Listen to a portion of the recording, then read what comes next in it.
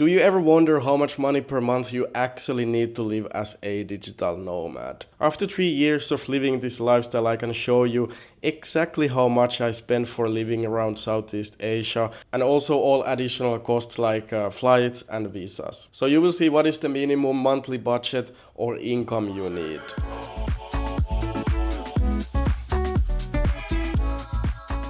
So let's start with cost of living. It's quite similar anywhere in Southeast Asia, which is what I recommend mostly for beginner digital nomads because it's very safe, it's very affordable, and it's just the greatest place to live in my opinion. Vietnam is definitely the cheapest country here, but anywhere you can eat out for like $450 to $600 a month, like every meal you eat out, and really enjoy the food. Also, activities in every country are pretty similar prices, and the total cost per month of course depends a lot how often you go do these things like paddle, surf and yoga, and also which gym you choose. For example, here in Canggu, Bali, there's so many amazing, incredible gyms that are quite expensive.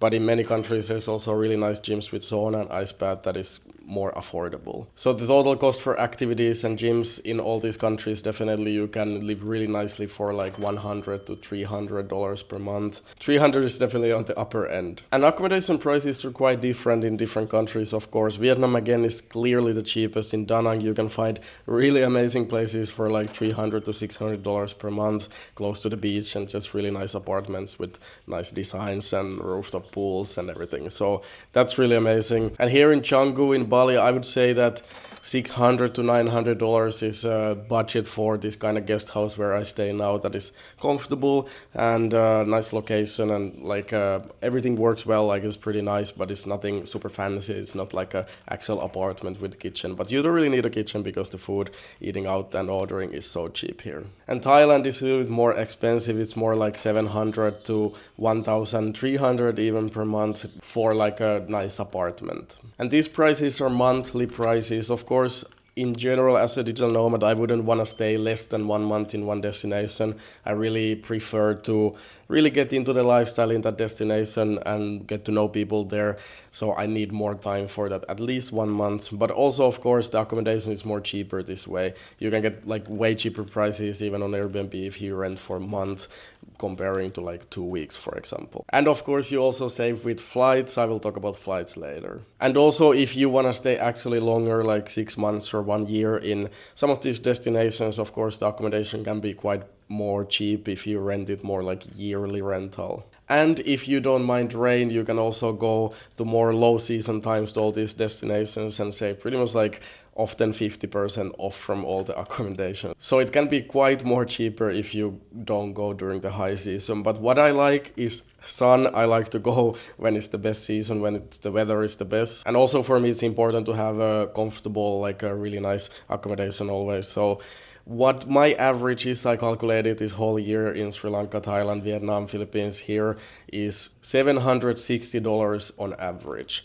So pretty good price, like staying in nicer places, high season, short-term rental, like monthly rental, could be way worse. But yeah, I know that in these destinations you can live way more cheaply, even closer to like $500. It's of course possible. It's Southeast Asia. There's always crazy cheap accommodation and you can eat local food and not do any crazy expensive activities that often. So it is possible, just for you know. And just quickly before I talk about the flight cost and visas, I get this question a lot, like what are the costs for the hospitals in all these destinations? But it honestly really doesn't matter because of the partner of this video, SafetyWing. So yeah, travel medical insurance is definitely a must-have because hospitals can be quite expensive and it's just so stress-free to have a good insurance like SafetyWing. I've been using them for a few years already. And it just works so well and gives me a peace of mind. If something would happen, I can go to the hospital and not worry about the price. What's great about SafetyWing is that it can be purchased when already traveling, and it works more like a subscription, so it's super flexible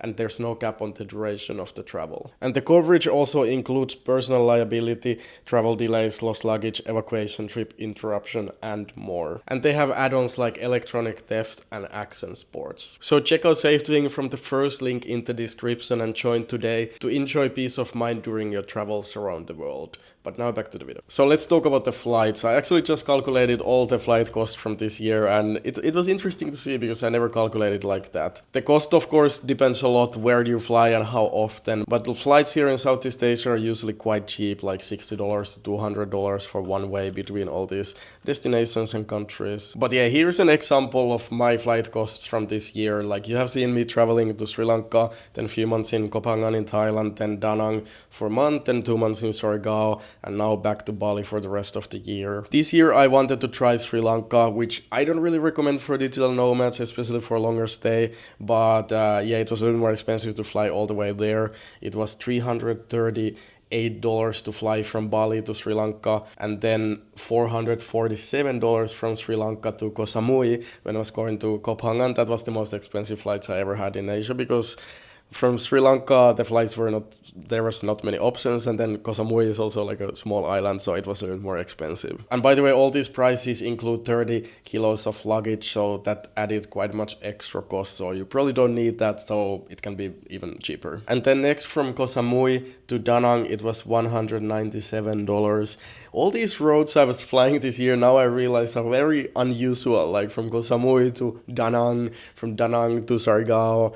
Like, all these are very weird, so it can be definitely way cheaper if you fly more like from Bali to Phuket or Bangkok or Kuala Lumpur, like more traditional roads. And then actually the most expensive I didn't even realize, was from Da Nang to Surigao. It was also quite difficult because from Da Nang there's cheap flights to Bangkok and Kuala Lumpur, like direct flights, but from like Surigao is also a very small island in the Philippines, so I needed to fly first to Manila with change I think in Bangkok, and then from Manila get the domestic flight to Surigao. So the total for that road was $490, so quite much. But yeah, also all these flights, especially for the little bit difficult ones, there was cheaper options that were more layovers, so I just chose the easiest ways to go, so that's also why it was a little more expensive. And the last one for this year was from Surigao to Bali, and it was only $215 actually, so that was quite affordable. So total for flying between these 5 countries and destinations for the whole year was $1,687, so it's $140 per month. So not too bad actually, like it definitely can be way cheaper, but yeah, I don't mind actually. And what about the visas? I also get a lot of questions about visas. And by the way, if you're getting value out of this video, please like the video and subscribe to not miss the next videos. There's those interesting videos coming about digital nomad lifestyle and living here in Bali and Southeast Asia. But yeah, visas usually are quite simple, especially if you're staying a little bit less long. Mostly in most of the places have like free 30 days visa on arrival, and then the extension costs like $30 to $50 per month. In Bali you need to pay already $30 for the first month and $30 for the next, and of course if you're staying longer without any travel and visa rounds and stuff like that, it can be a little bit more expensive for the visa options, but there's always some visa options you can ask from the visa agent. And also like Philippines, for example, 30 days for free. There's many destinations that has 30 days, so the visa cost can be a little bit more expensive or a little bit more cheap depending on your plan and the destinations. But I calculated that average of $30 per month I will be spending this year for visas, and that would be pretty much the average you would spend in Southeast Asia.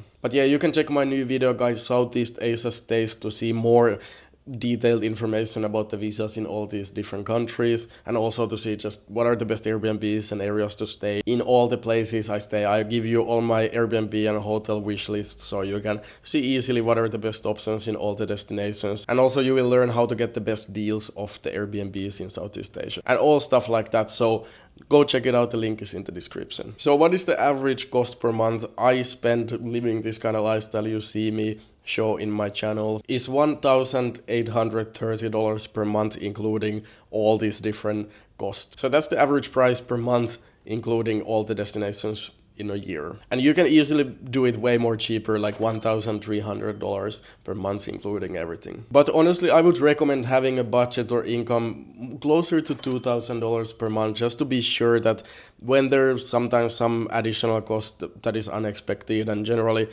that to be able to live more stress-free this is more like realistic, I would say. And also, if you can earn more than $3,000 per month, that's really amazing situation in Southeast Asia. You definitely don't really need much more than that. Like, you can live super stress free, do whatever you want to do, live the nicest lifestyle, not worry about money, and like still save money every month. So in my opinion, that's a really good goal to have, to earn that kind of money if you want to live long term as a digital nomad in Southeast Asia or any of these little bit cheaper areas in the world. But yeah, also if you have a lower income or budget at this moment, you can still live in Southeast Asia under $1,000 per month, including everything. It's not that hard. If you really want to be on a budget, you can be quite cheap here, which is one reason why it's nice to live in this kind of area where it's always possible to live as cheaply as you want or as more expensive as you want if you want to enjoy more luxurious lifestyle. But that's all for this video. I hope it was helpful. Like the video and subscribe, and see you next week.